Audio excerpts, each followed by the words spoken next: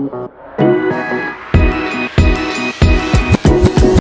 y'all, welcome to the Pole Sweets YouTube channel. The first interview ever with Hazel. She's amazing. I'm so excited to have her as my first interview ever. I'm here visiting her and I was like, do you want to be on the YouTube channel? And she was like, of course. So honored to have Hazel on the channel. Thank you for having me. And so what are we doing? We are answering some questions today. We are doing some myth busting. At the end, I hope we can do like a speed round of questions. Just Okay. Like bang, bang, bang. Okay. Feel free to speak openly. This is a safe space. So, you ready? I'm ready. Let's get started. Let's do it. Hazel has not seen any of these questions. She said to surprise her, so that's what we're going to do. So, first question, of course, is just introduce yourself. So my name is Hazel. I'm an exotic dancer, aerialist, stripper, whatever you want to call it. All around bad bitch. All around bad bitch. Okay. Yeah. I'm from Richmond, Virginia, but I live currently in Charlotte, North Carolina. I have traveled all over the U.S. dancing within the last year, but now I reside in Charlotte. Extensive resume, which is why we have her on the channel. Me and Hazel met in college. We were not like super close, like we were in the same friend circles, but after college we got a lot closer. Right. So I'm so grateful to have Hazel in my life. So you're the first ever person I've known to touch a pole personally.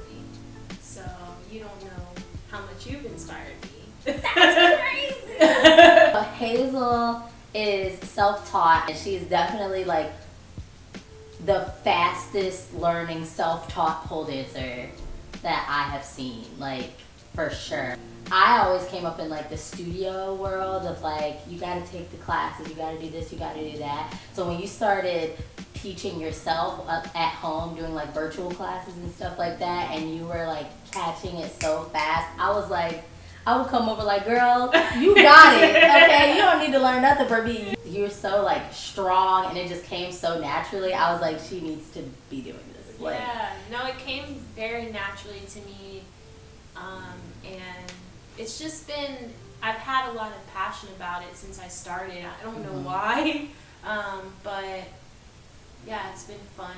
So we were talking about how you got into stripping, how you got into the industry, how you went from being a self-taught pole dancer at home to getting on the big stage. I was always really inspired by the community. I know that I was on Instagram watching strippers and pole dancers for a few months before I even started stripping.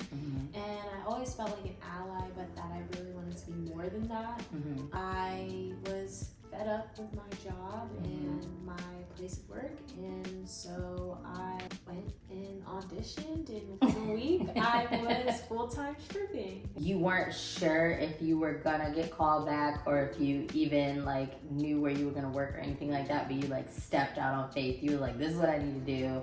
Yeah, I quit my job just out of frustration and didn't know what I was going to do next. I just knew that I was really passionate about pole dancing, that I had some talent, and that, you know, it's a cute young girl, and hopefully it was going to get hired. But I think a big part of me wanting to strip was that I had a history in therapy, I had a history in talking with people, and I just felt like I was going to be good at schmoozing, you know, with customers. I just felt like that was going to be something I was good at. I think you have like the natural hustler mentality too, though, like hard worker, like that transferable skills, being able to sell yourself. And I think you're kind of like, yeah, I can sell you anything if I put my mind to it.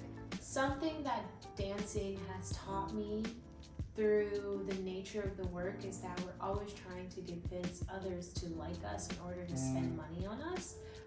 And I didn't realize until I became a dancer that that was something that I just naturally did as a coping mechanism through life, was just trying to be nice and likable, so that, you know, things were easier for me. And so that did transfer into my work, and now I'm learning that not only do you want to be nice and likable, but you also need boundaries, and you also need, you know, limitations with that, and so it's made me an even better person. You've learned stuff in the club that you've applied to Real life. in your personal life. Do you feel like they kind of feed each other? Like the stuff that you learn in your personal life, sometimes you take that to the club with you too? For sure. The biggest one is just mindset and maintaining your spirit and protecting your soul and remaining confident in who you are. Even if you're playing into a persona, believing it. I'm that bitch and as real name, I'm that bitch as, you know, dance name, whatever. I like that. Because if you don't believe it, the customers aren't going to believe it.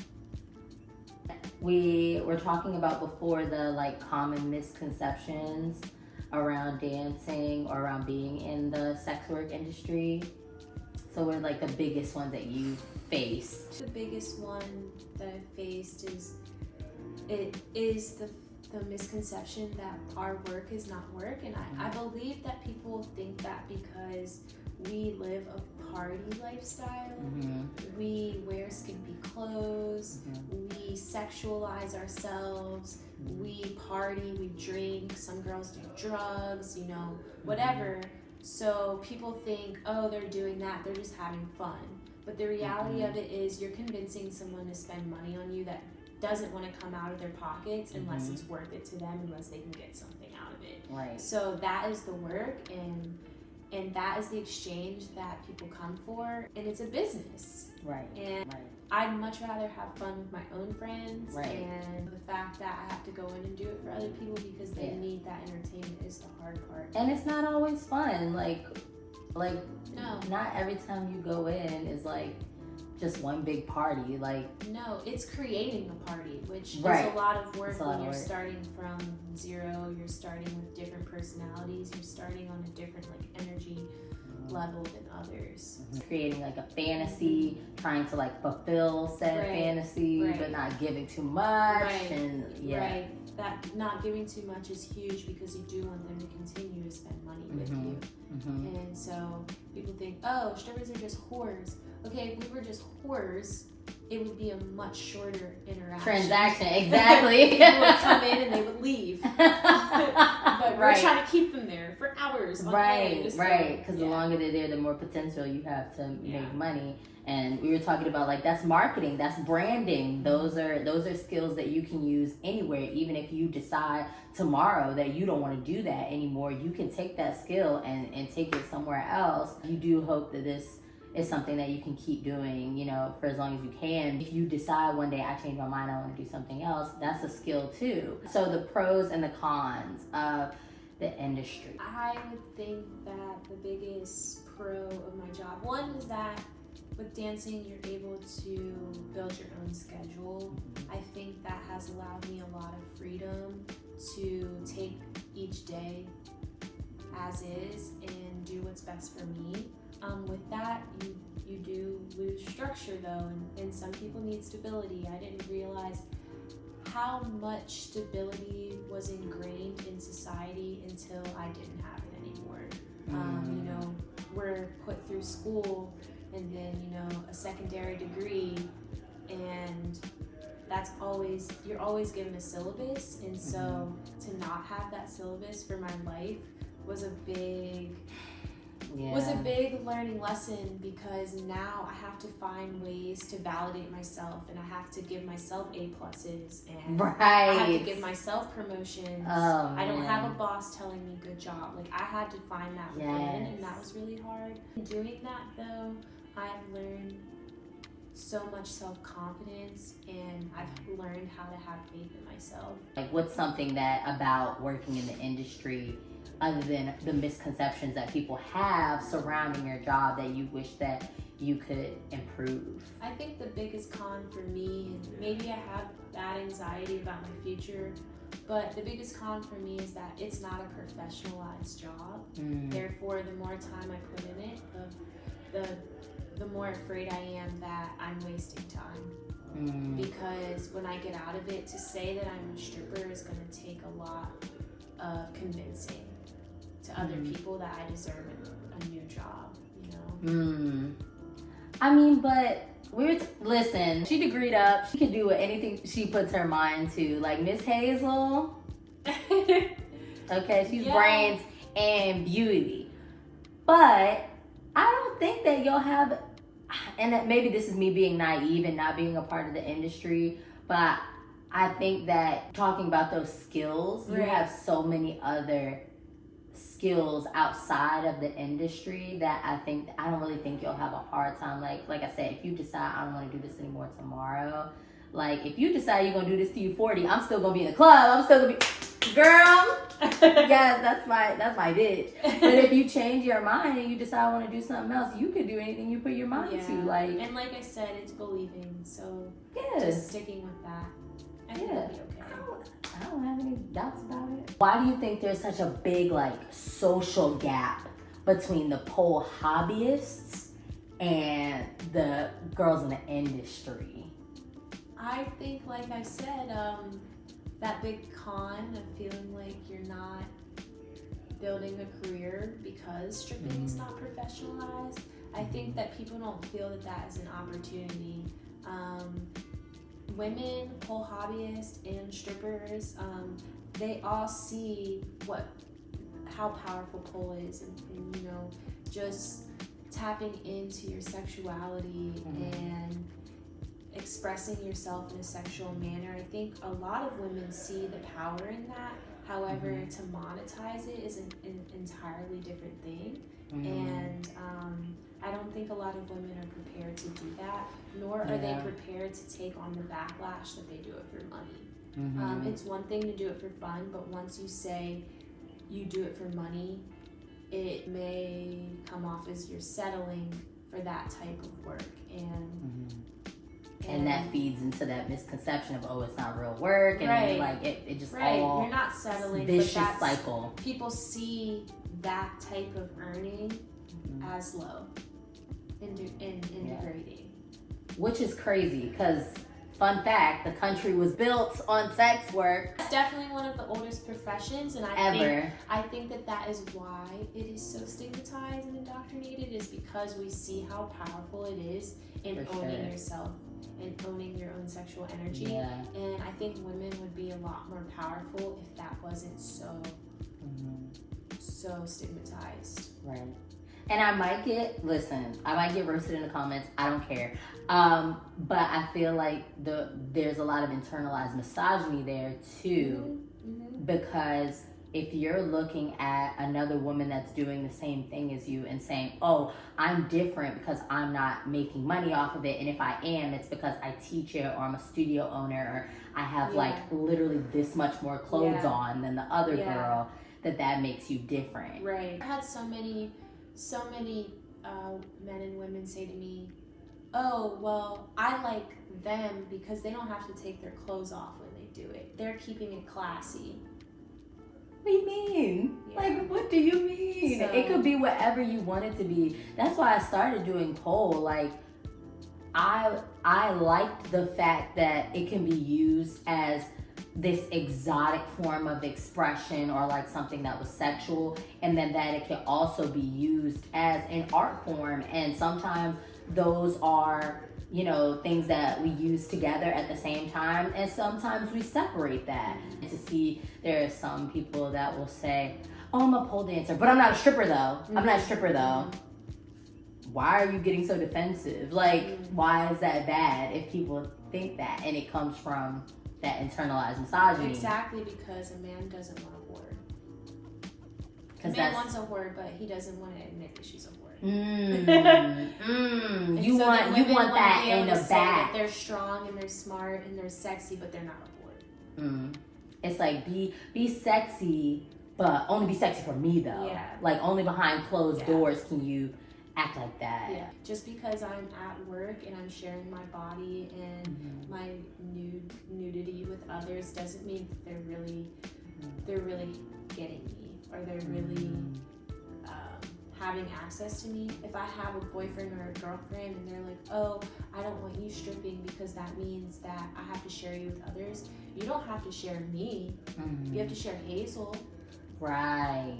You have to share Hazel, but that doesn't mean that they're getting the same version of me that you're getting. they're getting their version. They're getting what we created together. And that's what I think is so beautiful about sex work, is that you may have a partner, you know, you may have morals, but what you're presenting to someone else is their show.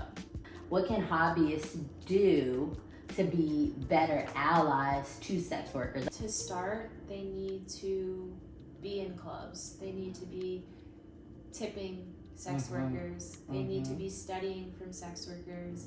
They need to be speaking with people who are against sex workers. They also need to be sharing opportunities with sex workers and opening others' eyes to the art that doesn't just look like theirs. They need to be sharing it and identifying with that as well. Because oftentimes what I see with pole hobbyists is they have a certain aesthetic, and they only stick to that, and they only dance with people who dance like that. So it gives like a streamlined, like very narrow view of what it's like to be in the community as a pole dancer. When you go to the club, don't act a fool. Yeah. Don't be trying to get on stage. Don't be trying to be besties. Okay, these women are at work. Yeah. Come in the club and act like you got some sense. Yeah. Like, oh, I'm grabbing you, or I'm acting this way, but it's okay because I'm a woman too. We're on the same team. It's like, no, you're still disturbing my place of work. Like, it's like, I don't come to your desk job and start being like, oh no, put that pivot table over there. Like, don't do that. Don't be that girl. Any advice to baby strippers, new polers, anybody that's just interested in getting into pole or even going like into the industry? One, you have to do it for you. You can't really ask questions, or what it's gonna be like, or what should I do, how should I dress, what should I say to customers. You have to experience it on your own, and you know, figure out what works for you. But I would say before trying to do that, have limitations and have boundaries set for yourself, and know why you're doing it. Know why you're doing everything in this job, because like I said, you're convincing others to spend money on you, and the biggest thing you're going to face is manipulation, because people want more for their money. So you need to know what you're willing to do and what you're not willing to do before you even walk through the door. And now, I won't lie, through working in the industry, my boundaries have shifted a little bit, and I've become more comfortable with things just by being exposed to them. But ultimately, I've known from the very beginning that if something doesn't feel right to me, that I don't have to do it. Because when I do decide to do that, that's just going to take from my mental health, and that's going to make it hard for me to work in the future. So I don't want to ever put myself in a position where I did something I wasn't proud of, and for money that I needed, and then later down the road it's hard for me to make money because I can't sit with myself.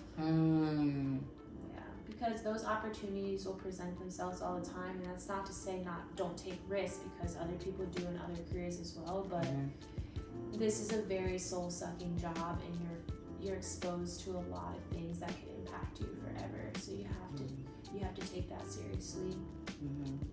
So like, don't let other people determine what those boundaries are. Like, you have to know. You can't just ask another girl at the club and say, what should I be doing, what should I not be doing? Like, you have to decide what's okay. Speed round. Biggest client pet peeve? Bad hygiene or bad smell, or super sweaty. Favorite trick? Ballerina. Aerial ballerina. Favorite dancer, pole dancer? Maybe Aqua Diva. Favorite stripper? She might get in trouble for this one. She's a stripper. Aqua Diva is a stripper. Okay, we'll take that as same answer. Favorite place to dance? I don't think I know my favorite place yet, but I did really enjoy Portland because it's fully new. Oh, okay. Most money made in one night? So my number isn't very high, but I think the most that I've made in one night is like $4,000. That's a lot of money. Yeah. That's more than most people make like in a month. Be for real. What product do you want to see added to pole suites? in 2023? Some crash mats with the logo on it would be so cute. Oh, okay. I haven't thought of that. That's a good idea. If you see those on the website, you can thank Miss Hazel, okay? Thank you. Thank you for having me. Hazel Flower. Thank you so much. I'm going to put all of her stuff in the description. You have Instagram, you have OnlyFans, anything else? That's all right now. Make sure you subscribe. We're gonna have more interviews coming. And thank you to Miss Hazel. Thank you for having me. All right, guys, subscribe. I'll see you in the next one. Bye. Say bye, Hazel. Bye. There's that like fear of breaking your neck. Yes. So I just never really let go. I never let go. I always tell my students, if you know me from class, you know, I always say the key is not caring whether you live or die. Like, here's a train.